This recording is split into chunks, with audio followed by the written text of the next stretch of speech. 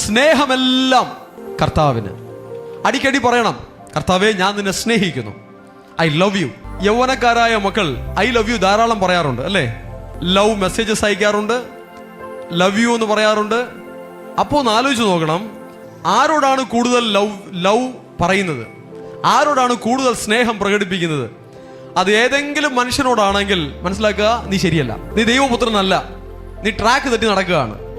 കർത്താവിനോടുള്ള സ്നേഹം വെളിപ്പെടുത്തി തുടങ്ങ്.